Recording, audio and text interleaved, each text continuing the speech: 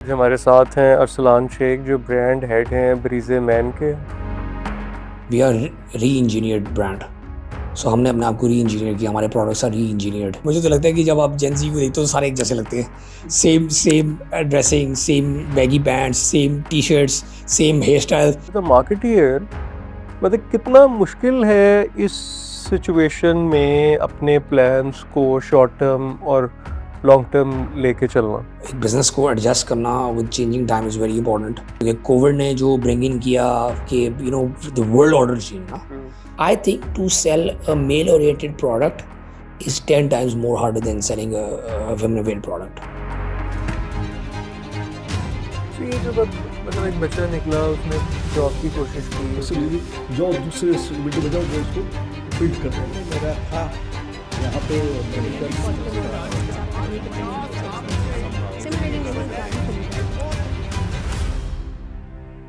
Welcome to the new episode of Startupreneur. आज हमारे साथ हैं अरसलान शेख जो ब्रांड हेड हैं ब्रीजे मैन के। वेलकम टू आवर शो जी। Thank you sir, thank you. ये पहले तो ब्रीजे था, फिर ये ब्रीजे मैन जो है ये ज़रा इस थोड़ा सा ब्रीजे मैन का बताएंगे।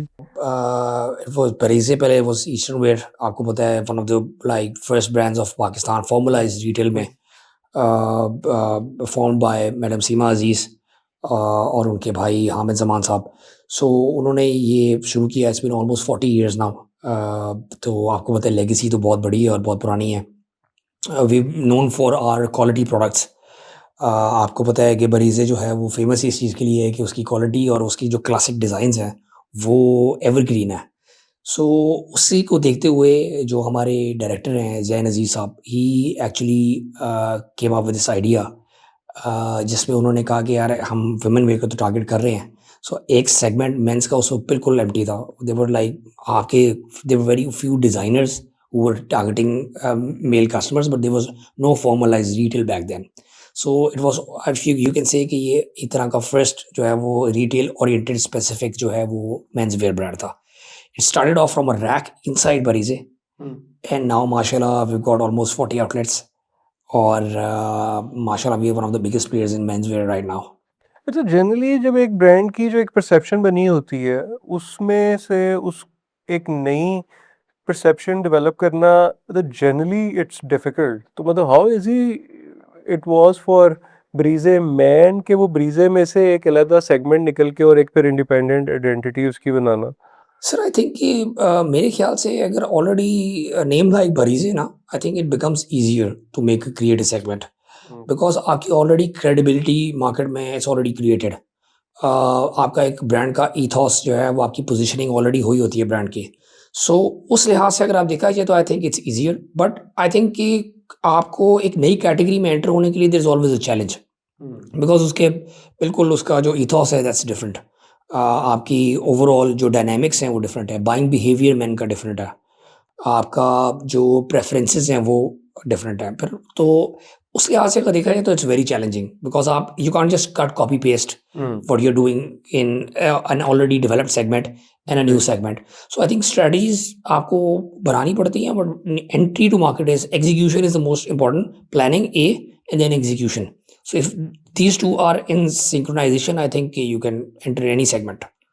तो आपकी जो जर्नी है ब्रीजे मैन के साथ वो मतलब जब ये इवॉल्व हो रहा था तब थी या आपने उसके थोड़ा बाद ज्वाइन किया? सर ये जब मैंने ज्वाइन किया तो ये ऑलमोस्ट जो है वो in the mid of its business cycle था, but it was more of creative venture, क्योंकि जो Zain himself is a very creative guy, he has an attention to detail. I came around from a more commercial background, so I think it was a perfect match. But then we have this creative director named Khurram Siddiqui. Sorry, art director. So creative director was Zain, art director was Khurram, and I was looking after the marketing side. So that's how I started. I started off as a marketing head at Barize Man. So वो जो एक combination था ना of being creative and then the commercialization, I think we balanced out each other.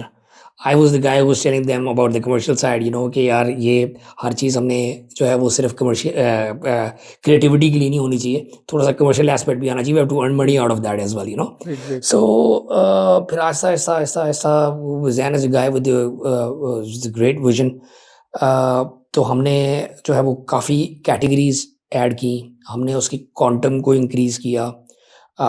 उसके अंदर हमारे जिस तरह for example we have known for our embroidered kurtas, ये ऐसे आपको फिनिश, ऐसी फिनेस आपको कहीं से नहीं मिलेगी जो बरीज़ मैन से मिलती है। So we already had star products, we just had to bring them out to the customer. So that's what we did amazing campaigns.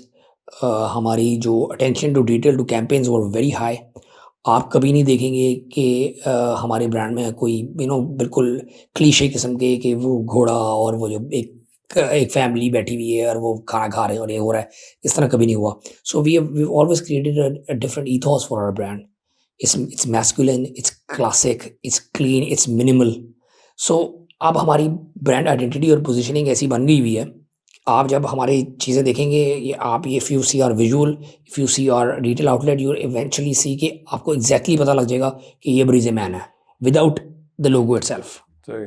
तो ये तो ब्रांडिंग करते हुए आपको, क्योंकि अगेन ब्रीजे की एक बड़ी फीमेल सेंट्रिक एक वो थी ना ब्रांडिंग, तो उसको उसमें से निकाल के ब्रीजे मैन को अलग से ब्रांड मैन के लिए करना, तो वो मतलब कोई इसमें चैलेंजेस? तो चैलेंजेस तो बहुत सारे हैं। एक तो आपका मैंने बताया कि ओवरऑल पूरा का पूरा ब्रांड का ethos ही डिफरेंट है।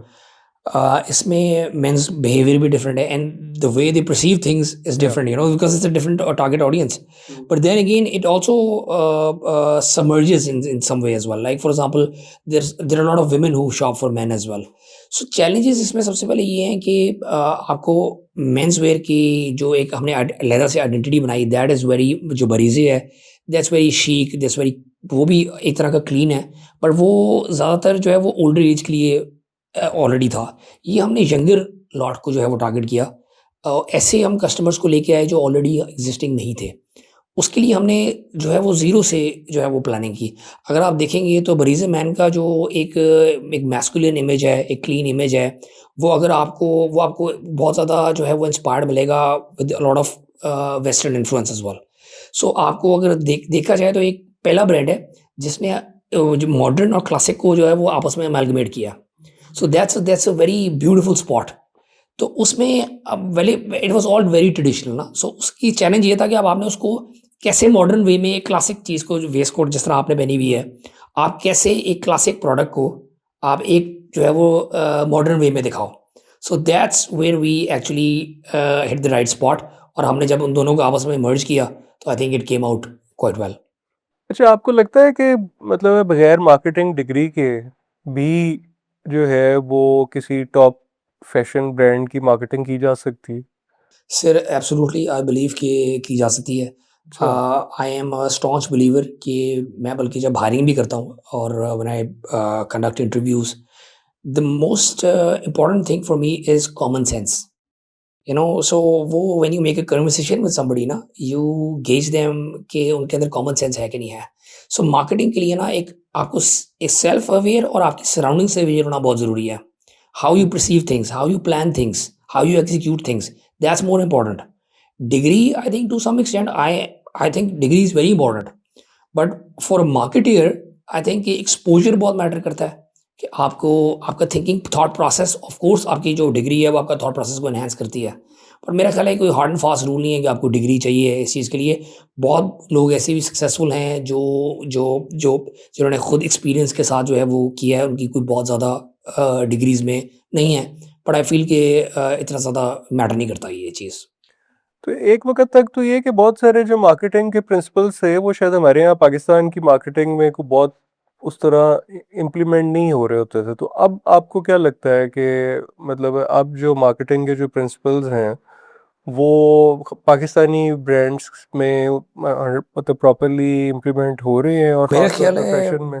मेरा ख्याल है वो हो तो पहले भी रही थी, मगर वो उनको एज इन वो सेगमेंट जो है वो डिसाइड नहीं हुए थे किस में हो रही है। जिस तरह आपके देखें ना, 4 पीस के अलावा तो और कोई बिजनेस जो है वो चल ही नहीं सकता। हम्म, सो आपकी प्रोडक्ट प्राइसिंग प्लेसमेंट आप packaging these are all important, वो तो ऑलरेडी हो रही थी। बट अब इन ट्रू सेंस जो रिटेल, अब ऑर्गेनाइज रिटेल लाइक आवर्स और like maybe big groups other भी जो हैं, अब इन ट्रू सेंस जो है उन्होंने इसको देखा है कि आपने रिटेल फैशन कोर के लिए आपको क्या मार्केटिंग के प्रोडक्ट्स चाहिए। Like for example visual merchandising is a core segment, जो कि पहले एक नॉर्मल मार्केटिंग से थोड़ा सा हटके है। उसमें आपकी प्लानोग्रामिंग, आपकी कलराइजेशन, आपकी assortment planning is very important. इसके अलावा आपका जो मार्केटिंग की जो डिजिटल मार्केटिंग एक नई आई है, उसको अब कैसे इम्प्लीमेंट करते हैं आप लोग, that's very important. So I think कि अब कुछ चारा रह नहीं गया हुआ। So there is no option other than applying that into retail, because retail is also part of the जो सीन चल रहा है अभी हमारा मार्केट में। तो ये बताएं कि अब आपका एक मॉडर्न ब्रांड है बट लेकिन वो कल्चरल कॉन्टेक्स्ट भी है, तो अब जो पाकिस्तानी कल्चरल एस्थेटिक्स है उनको किस हद तक मॉडर्न करने के एक्सपेरिमेंट में स्पेस अवेलेबल है? यानी आप बिल्कुल तो कोई एक हटके ऐसी चीज में भी नहीं जा सकते और एक आपने एक सर्टेन उसमें भी रहना है। सर ये एक चैलेंज है, बट उसमें ये है कि the right word for that is जो हम लोग यूज़ करते हैं, we are re engineered brand. So हमने अपने आप को री इंजीनियर किया, हमारे products are re engineered. So by re engineered I mean कि सेम क्लासिक चीज़ को हमने लेके मॉडर्न किया। सो उसमें of course there is a limit, उसमें कभी कभी बैकलैश भी आता है, ऐसे प्रोडक्ट्स भी होते हैं, बट उसमें यह है कि that's part of the game. अगर आपकी एक्सपेरिमेंटेशन और आपकी R&D जो है वो रुक जाएगी, तो मेरा ख्याल है फिर उसमें आप प्रोडक्ट डेवलपमेंट, फिर आप वही जो मैं आपको बात कर रहा था कि evolution is very important for a brand to be relevant in the market. Is very important that we know what's going on. So उसके लिए जो जिस तरह जेन जी है, so we have to come up with new ideas. So for that मैं I tell you an interesting story. So हमारा हमने देखा कि जेन Z is not that interested in wearing classic clothes. So what we did was we हम लोग सारे बैठे, team management, we all decided कि what should we do about it. So we came up with this idea कि अब western और eastern का fusion आ गया हुआ है। सो कॉर्ड सेट्स बहुत ज़्यादा इन हो गए हैं।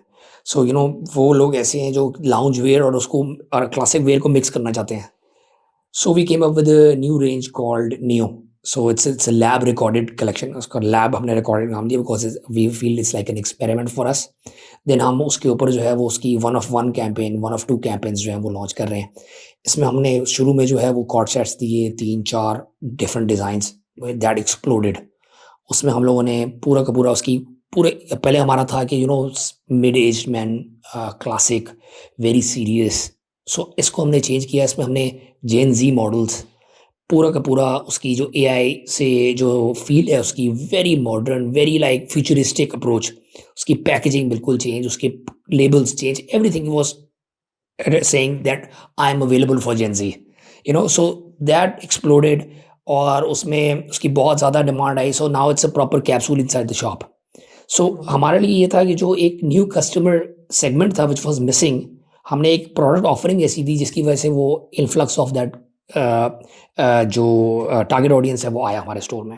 अच्छा, मैं तो आपको नहीं लगता कि जेन जी जो है उनको थोड़ा वैसे ही डिफरेंट लगने की एक वो एज होती है ना, जिसमें आपको लगता है कि नहीं कुछ डिफरेंट ही करें, तो वो एक लिहाज से तो वो आप बिल्कुल एक चीज़ हटके करें और वो बहुत जेन जी को सूट करे कि हाँ जी this is something different to do. मेरा तो उसमें थोड़ा सा कंट्रोवर्शियल ओपिनियन है। मुझे तो लगता है कि जब आप जेन जी को देखते हो तो सारे एक जैसे लगते हैं। Same same dressing, same baggy pants, same T shirts, same hair style. So मुझे तो बहुत ज़्यादा लगता है, जिस तरह आई पर्सनली फील।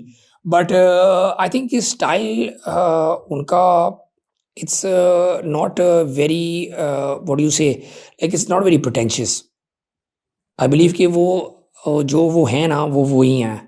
सो वो हमारे जिस तरह जो हमारी जनरेशन थी, जो मिलेनियल्स थे, उनको आई थिंक ये बहुत सारी चीज़ें इन्फोर्स थी by our society, by our culture.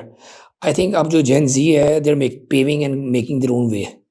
So I think that's something which is beautiful and that is also bringing in new demand in the market for products.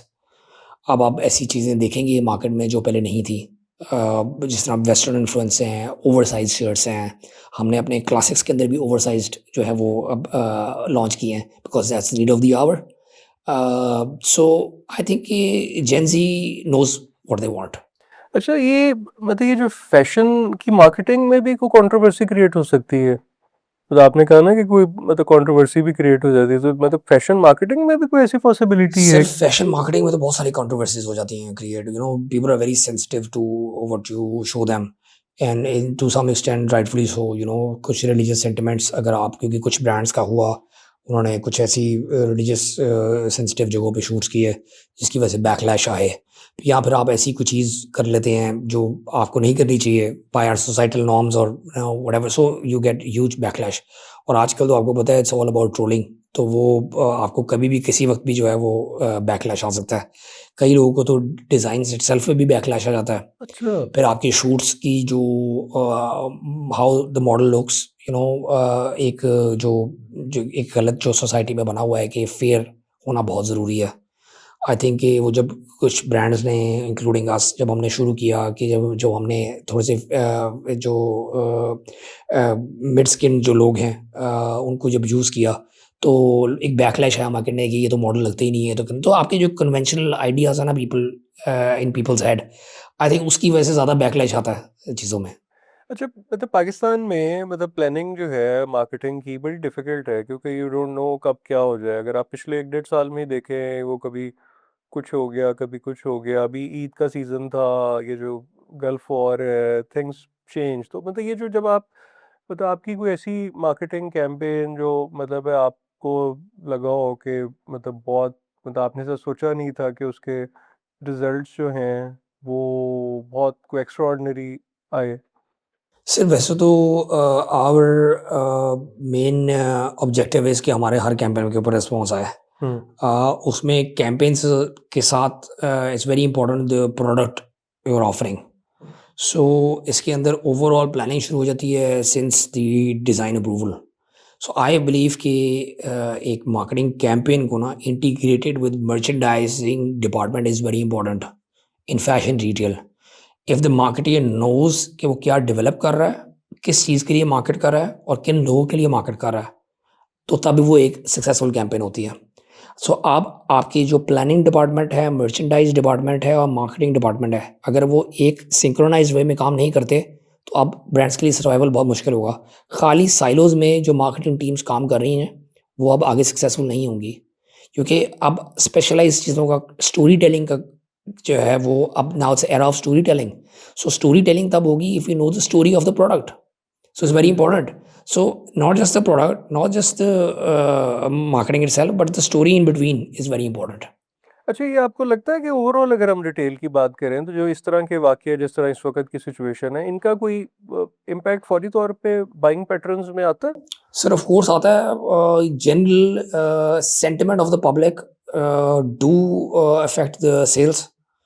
हमारे मुल्क में तो आपको पता है कुछ ना कुछ होता रहता है। हम लोग जब when we were in college, तो हमारे जो प्रोफेसर्स थे ना, वो हमेशा कहते थे कि अपनी प्रेजेंटेशन के एंड में ना आपने 3 फैक्टर्स लिखने हैं, क्या इम्पैक्ट कर सकते हैं। तो वो हम उस वक़्त समझ नहीं आता था कि 3rd फैक्टर क्या है, उसमें होता था कि जी इन केस अर्थक्वेक और नेचुरल डिज़ास्टर्स और यू नो वॉर, ये तो उस वक़्त इतना आपको इम्पैक्ट फ़ील नहीं होता था। तो अब मुझे लग रहा है कि सबसे इम्पोर्टेंट स्लाइड ही वो थी, क्योंकि यू नो अब now you see, you know, world is changing so fast true. That wars are breaking out, you know, आपके जो कमोडिटीज़ की प्राइसेस हैं वो फ्लक्चुएट कर रही हैं। The interesting part is that you know the brands are not able to maintain consistent pricing. हम लोग के I am also looking after the sourcing segment. So sourcing में क्या होता है कि आप पहले होता था कि आपको 5-5, 6-6 साल डाइंग का एक रेट है, कॉटन का मतलब कि आपकी एक कपड़े का एक ही रेट चल रहा है, मिल एक ही रेट ऑफर करी जा रही है, आपके थ्रेड का एक ही रेट चल रहा है। अब आपका थ्रेड इस तरह जैसा stock market. So whenever they quote a price, they always you know mention that it's only valid for 48 hours. No, it's that unpredictable right now. True. अच्छा, ये बताएँगे जो ब्रांड वैल्यूज़ जो हैं, वो सिर्फ़ आया बस सेल्स के साथ ही नज़र आती हैं कि सेल्स ऊपर जा रही हैं, नीचे जा रही हैं, या मतलब जैसे ब्रीज़े मैन में कोई मतलब आपकी ब्रांड वैल्यूज़ जो हैं, वो सेल्स से बियॉन्ड भी कुछ और चीज़ों को आप लोग कंसिडर करते हैं? I think I'm very fortunate to be part of a team जिसमें जो आपको ना सिर्फ सेल्स के ऊपर नहीं जो है वो हो रहा था, ये एक सेट मेंटालिटी है पाकिस्तान में कि everything at the end of the day sales, which is true. Of course revenue आएगा, चीज़ें होंगी तो चलेगा, बट एक ब्रांड की पोजीशनिंग और ब्रांड का ईथॉस डेवलप करना is equally important in the longer run. Sales of course they go hand in hand, no business can survive without sales. Having said that, no business can in long term survive without the positioning of the brand itself.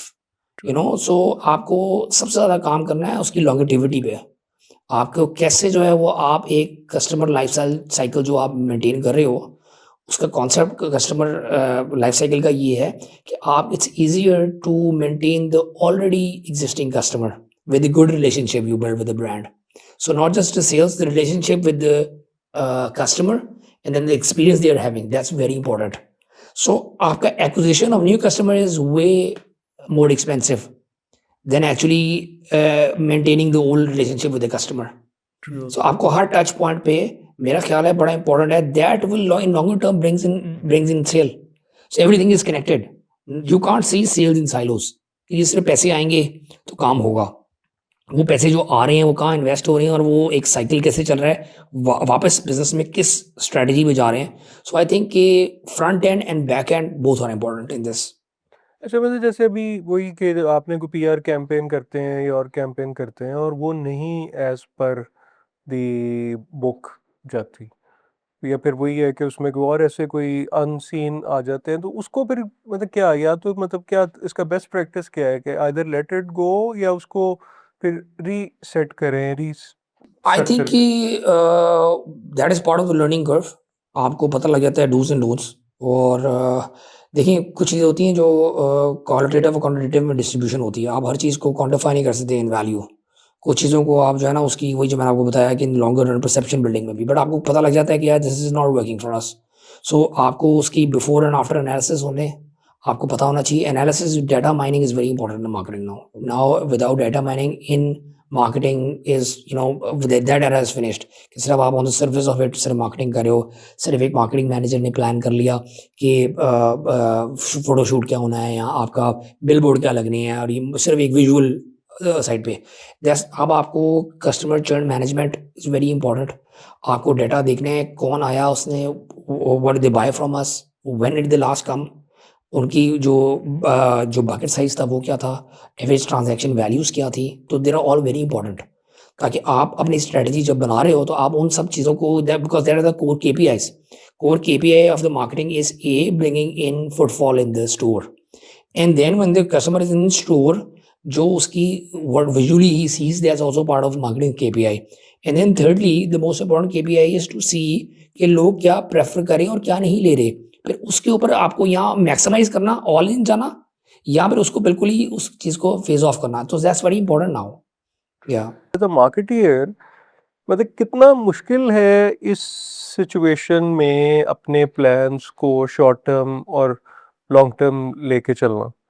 Sir I think कि of course short term में तो you have to act in emergency.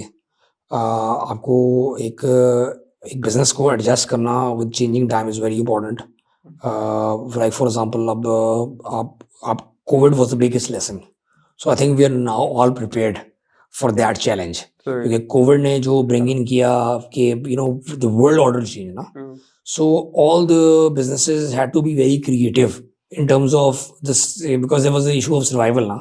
so अब I think कि उसके बाद हर चीज़ जो है वो अब उस स्केल पे नहीं है। so अब now we are prepared, एक set tools बने हुए हैं। so it's not like कि आपको बहुत ज़्यादा, because now आपके सामने है कभी कोई something or the other is happening। so अब मेरा ख्याल है we are more prepared than we were before, and thanks to, or unfortunately or unfortunately, because of COVID, Yeah. every business has learned how to survive otherwise, from the traditional से हट के आपको कुछ creative ways में जाना पड़ेगा। और अब हम जा रहे हैं, लाइक फॉर एग्जांपल अभी आप ईरान वॉर का भी देख लें, तो उसमें अब ऑनलाइन पे ज़्यादा शिफ्ट होगा बिकॉज गवर्नमेंट की पॉलिसीज इंप्लीमेंट हो रही हैं, उसमें वर्क फ्रॉम होम हो रहा है, overall prices of petrol are going up. So उसमें मगर ये कि जो हमारा टारगेट ऑडियंस है ना बरीज़ मैन का, उस पर बहुत ज़्यादा इम्पैक्ट नहीं आता because we are targeting SSC A and mostly B+, A+। So I think कि उसमें बहुत ज़्यादा इम्पैक्ट नहीं आता। But still impact overall buying में तो आता ही आता है आपको।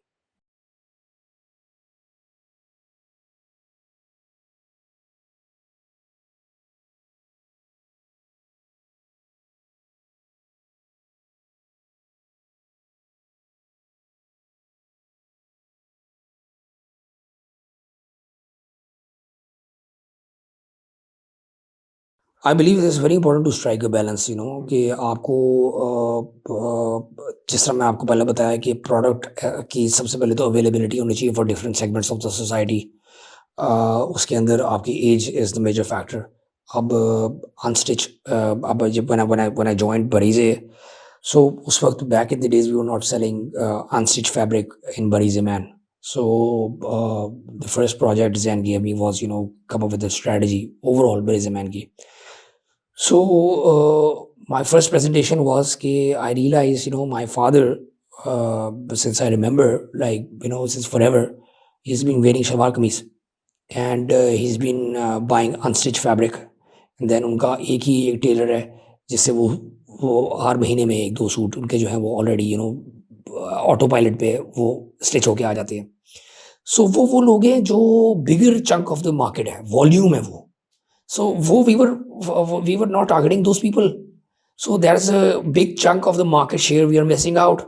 So I presented कि जी ये एक अनस्टिच की इसके अंदर जो है वो एडिशन होनी चाहिए। उसकी R&D की हमने, उसकी पैकेजिंग लाइक पूरी टीम ने जो है वो उसके अंदर अटेंशन डिटेल, इफ़ यू सी आप उसकी पैकेजिंग देखेंगे, सो पैकेजिंग में भी डिफरेंस आ जाता है कि आपने यंगर यूथ को अगर आपने टारगेट करना है उसकी पैकेजिंग डिफरेंट होगी, उसकी कलर्स, उसकी font, like each and everything is now आप एक कस्टमर को सामने रख के देखते हो कि वो उसकी एज क्या होगी, उसकी बाइंग हैबिट्स क्या होंगी, उसकी स्पेंडिंग जो है वो कैपेबिलिटी क्या होगी, तो प्रोडक्ट की एंड टू एंड चीज़ उसी तरह डेवलप होती है। सो हमने अनस्टिच का डेवलप किया। So we took huge growth उसके ऊपर वो, बिकॉज दैट मार्केट वॉज, और क्योंकि the quality we are providing, the packaging we are providing, it's at par as what we are known for. It's like the best quality around.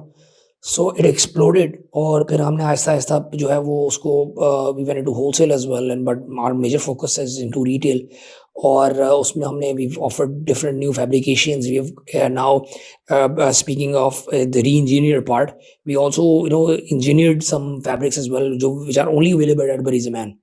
सो उस हमने ऐसी finishes जो है वो इंट्रोड्यूस की, हमने ऐसे जो है वो प्ले किया डिफरेंट थ्रेड्स को कंबाइन करके। सो हमारे जो R&D है उस पर हमारा बहुत ज़्यादा फोकस है। हम लोगों के we are the only brand around. अभी आप हमारी विंटर कलेक्शन आई थी, 70% of that collection was made in house on khadis through the artisans, so it was all handmade. Okay. And that's so beautiful because I think in a way it's also contributing back to the society। क्योंकि आपका जो एक art, it's like a dying art, अब सारा process oriented हो गया है, everything is so fast now, dying जो है वो केमिकल्स वाली हो रही है, आपकी जो आपका प्रोसेसिंग है वो मशीन कर रही है। सो इसके अंदर आप एक जब दो थ्रेड्स लेके जोड़ रहे हो और उसके अंदर आपका एक ब्रांड का एक एसेंस जा रहा है, उसके अंदर डिज़ाइन की एक फ़िलॉसफी जा रही है, एक R&D उसके अंदर इतनी गहरी जब जा रही है, तो फिर उसको एंड में आपको बेचने का भी मज़ा आता है और वो ही उसकी वैल्यू बढ़ाता है उस प्रोडक्ट की। सो आई थिंक कि दैट्स वेरी इंपॉर्टेंट कि जो अटेंशन टू डिटेल अगर आप कस्टमर को भी दिखाएं और आप उस पर खुद काम भी करें। सो हमारी खड्डियों पे वो सारा फैब्रिक खुद बनता है। बल्कि इस दफ़ा तो हमने जो शॉल्स थी हमारी पश्मीना की, हमने वो भी जो है वो खुद अपनी डेवलप की सारी। सो पश्मीना का वूल जो है वो हमने खुद सोर्स करके, और उसकी सर्टिफिकेशंस होती है प्रॉपर, क्योंकि वो ऑर्गेनिक होना चाहिए। सो वो फिर हमने जो है वो उसको खुद प्रोसेस किया। सो वो eight the and the product result is so good. एक तो आपके कंट्रोल में भी होता है, वो आप देख सकते हो अपने सामने, क्वालिटी मेंटेन कर सकते हो आप। दूसरा ये कि फिर आप उन लोगों को सपोर्ट भी कर सकते हो जो ये आर्ट जिन्होंने ये अलाइव रखा हुआ है ऑलरेडी। सो इससे बल्कि मुझे एक और चीज़ याद आई कि हम लोग हमारा एक सेगमेंट है उसको हम कहते हैं हैंड एम्ब्रॉयडर्ड सेगमेंट। हमारे हम लोग क्या करते हैं, हमने वुमेन एम्पावरमेंट के लिए डिफरेंट मुल्तान में एक गांव थे। सो उनके पास ना ये कैपेबिलिटी थी, एक ख़ास तरह की एम्ब्रॉयडरी वो हाथ से करती थी औरतें वहाँ की। बट आहिस्ता आहिस्ता आहिस्ता ना that art was dying down. होते होते एक सिर्फ विलेज रह गया था जिसके अंदर सिर्फ 2-3 औरतें रह गई हुई थी जो वो काम करती थी। उनमें से एक जो है बुशरा बीबी, वो एक तो she was like she had to sustain her own family, she had to provide for them. उनको हमने एक दो प्रोडक्ट से शुरू किया देना, जो कि हमारी फ़िलॉसफ़ी भी है ब्रांड की, जो सीमा अज़ीज़ मैडम से जो चलती आ रही है कि हम लोगों ने अपने पाकिस्तान को सपोर्ट करना है और हमने जो डाइंग आर्ट है, आर्टिज़न्स हैं, उनको सपोर्ट करना है। हमने वो उनको प्रोवाइड की। और अब माशाल्लाह you will be amazed to know कि अब वो पूरे गाँव की औरतें, सिर्फ़ not just that village but like 15-20 villages around, they are making that product, or not बहुत just now for us, for other brands as well. जबरदस्त। So आई थिंक कि वो जो एक उनकी अब जो लाइवलीहुड है और उनकी जो environment of that village has changed. अब जब हर घर में उन्होंने छोटे-छोटे जो हैं वो अपने यूटेंसिल्स और वो चीज़ें रख ली हैं जिसके ये है। और होता क्या था कि पहले जो बच्चे पढ़ते थे, वो आर्ट नहीं सीखते थे, अपना जो उनके फैमिली का ट्रेडिशन होता था। फिर जब वो आर्ट नहीं सीखते थे तो अगर वो बेचारे बाहर जाते थे तो अगर उनको जॉब भी नहीं मिलती थी, तो ना उनके पास आर्ट है, ना उनके पास जॉब है। सो you no it was a very tricky situation. But अब जब वो देखेंगे और अब वो एक्सपीरियंस करेंगे अपने घरों में, तो आगे आने वाली जनरेशन को भी कितनी मोटिवेशन मिलेगी to learn that, because it has to make commercial sense as well ना। सब उनके लिए कमर्शियल सेंस भी बनेगी। एंड नाउ हुआ क्या कि उनमें से कई लड़कियों ने अपनी फैमिली में उन चीज़ों को ही कंटेंट बना के खुद इंस्टाग्राम वगैरह पे लगाना शुरू किया। Now they are also selling directly. So I think this is a huge contribution to the society, जो कि आपको मेरे ख्याल है हर ब्रांड को चाहिए कि वो सपोर्ट करे एक डाइंग आर्ट को, डाइंग आर्टिजन्स को। अच्छा ये बताएं कि जो बाइंग पैटर्न्स हैं वो मेल के और फीमेल के तो डिफरेंट होते हैं, तो एज अ मार्केटियर मतलब कैसे आप उसको मतलब कैसे एड्रेस करते हैं कि आप मतलब अलग से कैंपेन सोचते हैं फीमेल के लिए सारी चीज़ें, या मतलब मेल फीमेल किस तरह इसको? सर आई थिंक कि पहली बात तो ये है कि ये it's a very well thought out question, क्योंकि ये एक चैलेंजिंग चीज़ जो आपको समझनी है वो ये है कि आपको आपको अपना भी पता होगा। मैं आपको अपना भी बताता हूँ। हम दोनों जो है मतलब बैठे हुए हैं, मेरे ख्याल है हम साल में एक दफ़ा कोई जीन्स लेंगे और एक दफ़ा को अपनी चीज़ लेंगे। यू नो यूजुअली लोग आदमी जो है वो कम जो है वो बाइंग करते हैं। अब एक जो हमारी जो विमेन सेगमेंट है उसकी बाइंग बहुत फ्रीक्वेंट होती है, डिफरेंट ओकेजन के लिए डिफरेंट है। That's how it is. So I think to sell a male oriented product is 10 times more harder than selling a women-oriented product. My grandfather used to say that, you know, कि कोई भी काम करना हो ना तो वो women related होना चाहिए। बेशक आप लेस का काम ही कर लो उससे रिलेटेड, यू नो। सो वो क्योंकि buying habits then influence on the buying decision. मैं आपको बताता हूँ कि मैंने जो मेंस वेयर है उसमें भी ज़्यादातर औरतें शॉप करके जा रही हैं अपने फैमिली के लिए, अपने हस्बैंड्स के लिए, अपने यू नो भाइयों के लिए, अपने बेटों के लिए। So it's highly influenced. So I believe, coming back to your point, that convincing a male customer, it requires more marketing effort. It requires more budget to convert as compared to a female customer. So same आप दोनों segments लेने, male female, आप उसमें same strategies like you know not in terms of visually but आप spending की और overall जो planning की आप same strategy लगाएं तो आपको रिस्पॉन्स ज़्यादा फीमेल से आएगा as compare to men's. But having said that हमने over the period of time अपनी मार्केट डेवलप की, तो अब हमारी जो सेल्स एंड ओवरऑल ग्रोथ है और हमारा जो प्रोडक्ट है वो इतना डिस्टिंक्टिव था कि हमारा it was appealing to man. So हमारा मेरा एक अपना कहना है कि जिस तरह होता है once you go black you never go back, इसी तरह मेरे ख्याल से बरीज़े मैन का ये है कि once you wear that waist coat और दैट शलवार कमीज और दैट एम्ब्रॉयडर्ड कुर्ता और दैट कुर्ता ट्राउज़र, उसकी ऐसी फिट है कि आपको उसके बाद कोई और ब्रांड आप पहन ही नहीं सकते।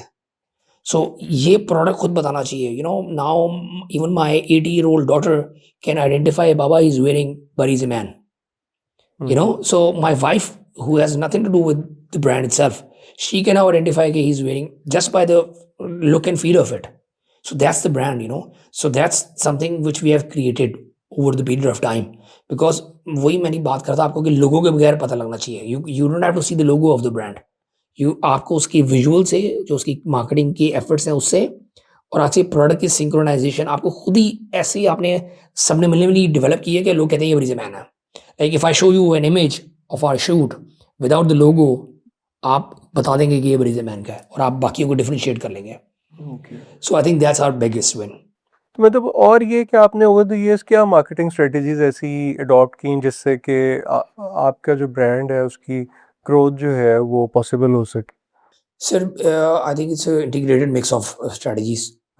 Starting from the product development, जो क्रिएटिव डायरेक्टर खुद जो देखते हैं, आई थिंक इस सबसे इम्पोर्टेंट पार्ट तो वो है। वहाँ से जो है वो शुरू होती है, फिर ही synchronisation of all the other departments in between. And marketing campaigns में आई थिंक एक consistency is very important, that आप एक मैसेज जो लेके चल रहे हैं, एक ब्रांड का जो आपने एक ईथॉस डेवलप किया है, जो आप लेके चल रहे हैं, एक ब्रांड की जो आपकी पोजीशनिंग है, वो आपकी कंसिस्टेंट रहे। आपका जो ब्रांड वॉइस है वो कंसिस्टेंट रहे। That's very important. तो वो मेरे ख्याल है कि जो आपकी सारी कैंपेन्स हैं वो smaller part of that whole vision है। अगर आप कांस्टेंट हैमर नहीं करें, आप मार्केटिंग फनल में आपका जो सबसे बड़ी चीज़ है वो है जो आपने टॉप ऑफ माइंड जनरेट करना है।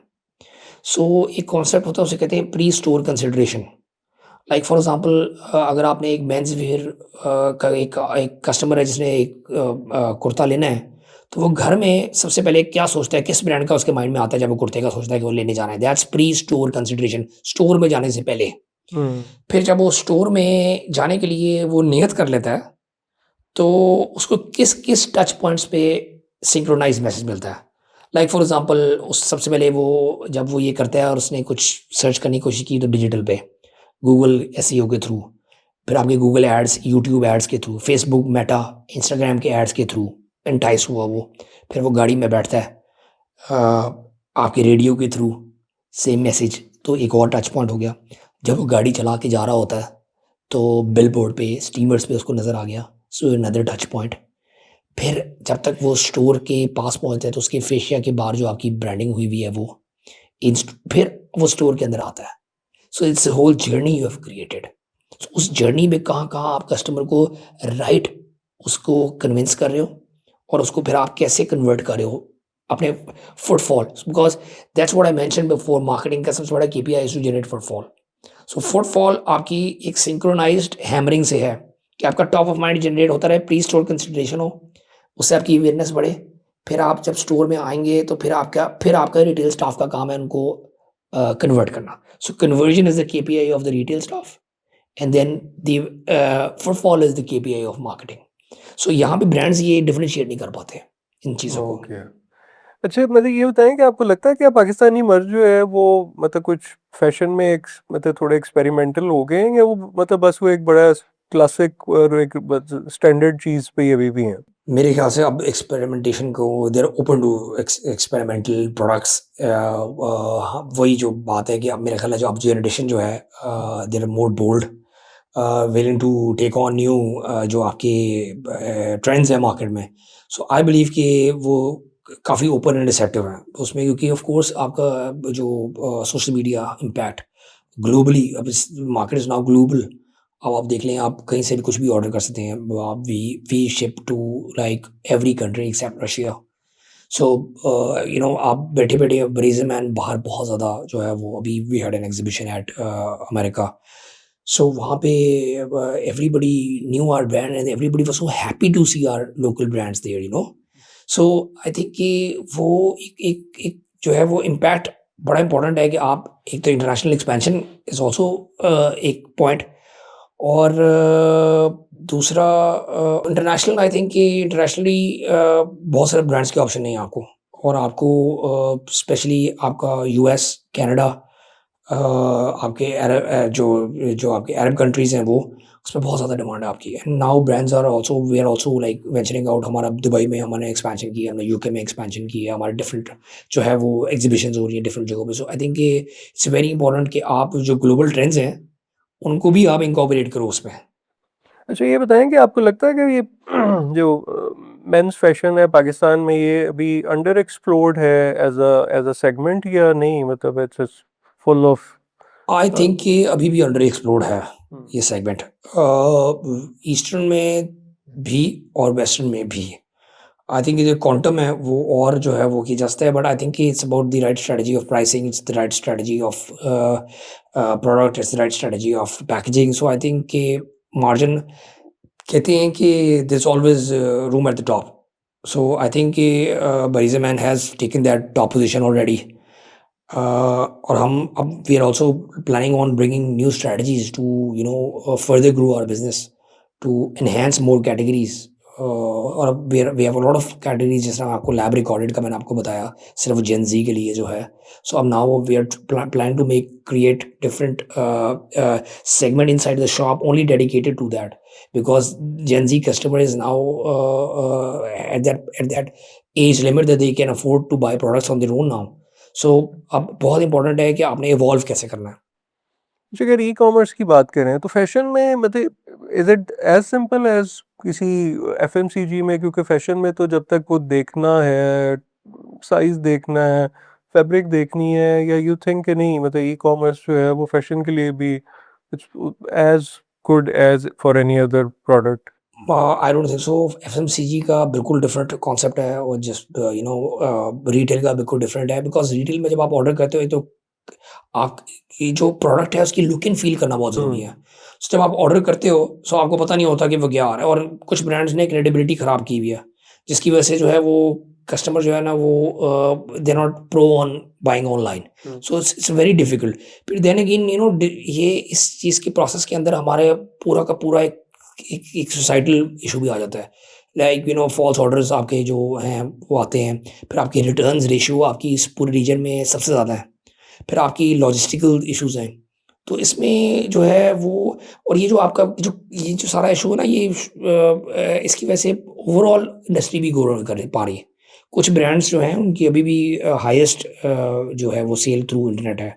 हमारी भी बहुत जो है वो अच्छी सेल है through e commerce, but still there are lot of challenges to be resolve. हम लोग अब क्या करते हैं कि इस चीज़ से बचने के लिए हम उसको ओरिजिनल से मैप करते हैं. लाइक फॉर एग्जांपल हमारे जो ऑनलाइन है, अब हमारी जो एक स्टूडियो में पिक्चर उतरी, फिर जब उसको ट्रीटमेंट के लिए वो पिक्चर आई तो फिर हम उसको एसल क्लॉथ जो है वो हमारे डिज़ाइनर के पास होता है, ग्राफिक डिज़ाइनर के पास भी होता है. सो वो उस क्लॉथ को जो है वो अपनी स्क्रीन के साथ और डिफरेंट स्क्रीन के साथ मैच करता है, सो दैट कि आपकी वो डिफ्रेंसिएशन आए उसके अंदर. और फिर आप ई कॉमर्स के अंदर कितनी डिटेल में अपने प्रोडक्ट के बारे में बताते हो, दैट्स वेरी इंपॉर्टेंट. क्योंकि वही है जो आपको एक तो कस्टमर को कन्विंस भी करेगा और वही है जो आपके एसईओ के साथ कनेक्ट भी करेगा आपको. सो आई थिंक कि एक तो आपको हमें ओवरऑल अभी भी I think is a huge gap. एक तो इंटरनेट स्पीड का बहुत बड़ा इशू है. फिर मैंने आपको बताया लॉजिस्टिक्स का बहुत बड़ा इशू है. फिर आपका when you shop online versus what you get, that's a lot of issue. And some platforms like mega platforms have played a lot of part in discrediting the whole e commerce segment, जिसमें आप कुछ order करते हो, picture कुछ लगी हुई और आया कुछ है. But we have very strict SOPs on this. We 100% ensure that हमारा ऑर्डर जो है वो डिस्पैच होने से पहले भी एक तो उसकी क्वालिटी होती है. एक तो क्वालिटी का प्रोसेस तो ऑलरेडी हो के आया वो. फिर जब आपके ई कॉमर्स का ऑर्डर लैंड किया, उसकी जब डिस्पैचिंग के वक्त भी उसकी क्वालिटी दोबारा होती है. सो उसकी पैकेजिंग की, उसकी हर चीज़ की क्वालिटी दोबारा होगी ताकि कस्टमर जो है वो डिससेटिस्फाई ना हो, because that is the customer who will return back.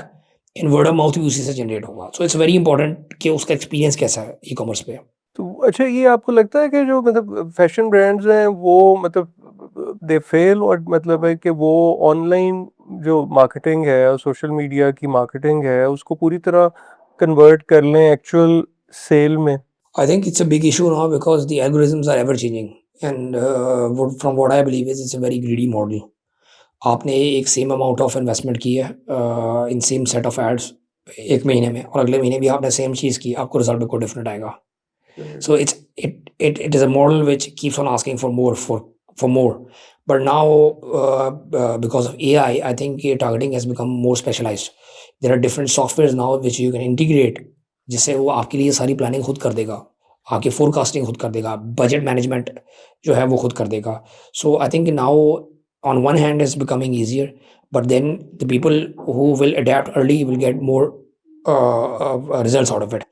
अभी हमारे जो न्यू इमर्जिंग ब्रांड्स हैं, देयर ऑल स्ट्रगलिंग बिकॉज एक तो डॉलर की रेट की वजह से, कन्वर्जन की वजह से becoming very expensive to spend on Meta. So अब आस्ता आस्ता स्टोरी टेलिंग ऑर्गेनिक जो आपका जैसे कहते हैं जो फाउंडर्स कंटेंट बड़ा ज़रूरी हो गया हुआ है कि आप खुद आपने उसको ह्यूमनाइज कैसे करना है। लोग अब इसलिए ब्रांड्स जो हैं वो अपने ऑफिस स्पेस की जो है वो आप अपने एम्प्लॉयज़ की स्टोरीज बना रहे हैं ताकि पीपल जो है वो आपके साथ कनेक्ट कर सकें ऑन दैट ह्यूमन लेवल। फिर आपका जो फाउंडर्स हैं वो हमारे कई अच्छे ब्रांड्स हैं उन्होंने जो जो जो फाउंडर हिमसेल्फ है वो अपना कंटेंट बना रहे हैं अपने आप को भी साथ साथ सो क्रेडिबिलिटी उससे भी लैंड हो रही है। फिर एक आपको आप रिलेट कर रहे हो फिर every day you are waiting for a new it's like a vlogging concept emerged into a immersive experience हो गया ब्रांड के साथ। So Right. that's a form of storytelling, people get connected to your brand. अच्छा, एक मैं तो जैसे मैं अगर अपनी बात करूं तो मैं पिछले 1 साल में मेरे साथ 2 दफ़ा ऐसे हुआ कि मैंने एक चीज़ सोशल मीडिया पे देखी, ऑनलाइन देखी, और मैं मतलब बहुत उससे इम्प्रेस हुआ and I actually went to the shop to any मतलब डिफरेंट, एक दफ़ा शू के लिए हुआ, एक दफ़ा किसी और चीज़ के लिए हुआ। I went to the shop and then when I actually saw that product, लेकिन उसने जितना मुझे कन्विंस किया था वो मतलब उसकी लुक एंड फील में ऑनलाइन उसमें, एज़ कम्पेयर टू जब वो एक्चुअल प्रोडक्ट मैंने देखी, तो वो मैं बल्कि मेरा उतना ही जितनी वो एक्साइटमेंट थी वो सारी वो हो गई। तो ये मतलब So that takes me back to the point कि मैं जो आपको कह रहा था कि एक जो फनल क्रिएट होता है ना पूरा वो बहुत इंपॉर्टेंट है कि आपने ये देखना कि आपकी जो मर्चेंडाइज है उसका कॉन्सेप्ट कितना मार्केटिंग अंडरस्टैंड कर रही है। True. सो आपके साथ जो आपका एक्सपीरियंस हुआ वो इसलिए हुआ क्योंकि वो जो मार्केटिंग टीम थी दे नो द प्रोडक्ट। अब आप एक वर्थलेस प्रोडक्ट और वर्थलेस में बी हार्श वर्ड बट एक product that doesn't deserve that much of a budget to be invested on, आपने उसको पूरी कस्टमर जर्नी में स्पेंडिंग की और मोमेंट ऑफ ट्रूथ जो था वो प्रोडक्ट इटसेल्फ था। तो जब आप वहाँ तक पहुँचे तो आपको पता लगा it was not worth buying. So I believe कि सबसे पहले तो फिर आपने एनर्जी जो है वो प्रोडक्ट के अंदर डाल लेना। जब प्रोडक्ट अच्छा है तो आपको मिनिमम मार्केटिंग रिक्वायर्ड है टू सेल इट। अगर प्रोडक्ट ऐसा नहीं है तो आपको आप जितनी मर्जी मार्केटिंग कर लेंगे तो वही जिस तरह आप कह रहे हैं it's loss of money, it's the loss of investment, it's the loss of ROI. So I believe कि अब जो it's the need of the hour that the merchandise planning and marketing department is now emerged into one, so that everybody knows the reality of the product, the reality of the planning, where it is available, how will marketing it. So it's the whole you have to connect all the dots so that when the customer comes inside the shop उसको एक consistent चीज़ मिले और वो उसी से convince होके जाए। So and point is the product. अच्छा, ये बताएंगे जो एनालिटिक्स हैं ये मतलब फ्यूचर ट्रेंड्स को प्रिडिक्ट करने में हेल्प कर रहे हैं? काफ़ी जो है वो अब I think it's now because of the AI and lot of software available आपको हेल्प तो कर रहे हैं but I think it truly and in 100% essence nobody can predict what's happening. So एक चीज़ जो आपकी रिटेल के अंदर है, फैशन रिटेल के अंदर, कि उसकी जो प्लानिंग और फोरकास्टिंग है that's always a gamble. Like for example आप you have a cell phone. So आप एक सेल फोन को एक दिखा सकते हैं अपनी टीम को यार ये this is the cell phone, this are the features, now tell me आपका ये टारगेट है तो आप कितना बेचोगे। So they can tell because as a homogeneous product, as the same product you are selling in all the segments in all the markets.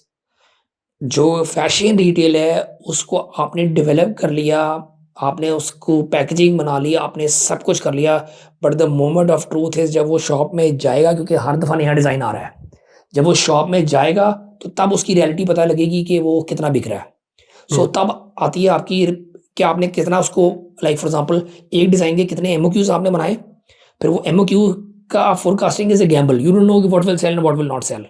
सो आपने you have to strike a balance where you have to have capability of replenishment, कि आप पीछे से कितनी जल्दी उसको replenish कर सकते हो, कि आप रियल टाइम आप प्रोडक्शन में कितने आते हो। जिस तरह जो आप सबने केस स्टडीज भी पढ़ी हैं, इंडीटेक्स आ रहा है जिस तरह करता है कि less designs more designs and less quantities, इसी तरह आप जो है वो रिटेल की मजबूरी बन गई है वो करना, सो दैट जैसे ही जाए आपके पास रिप्लेनिशमेंट का क्वेश्चन हो, और दूसरा आपका रिएक्टिव आप कर सको कि यार कोई चीज़ आपने बंद करनी है, कोई चीज़ आपने ऑन करनी है। सो आई थिंक इसकी प्लानिंग और फोरकास्टिंग डिज़ाइन की और उसके एमओक्यूज दोनों की इज अ गैम्बल।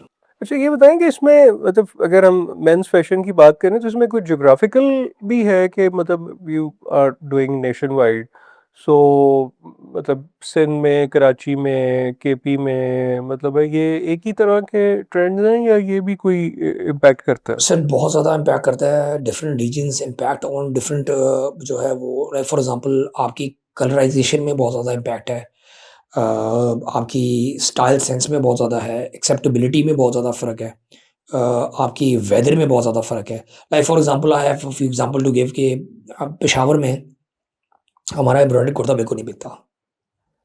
अब वहाँ पे अगर आप देखें तो अब क्योंकि बाइंग बिहेवियर है कि वहाँ पे आपका शलवार कमीज़ ज़्यादा बिकती है।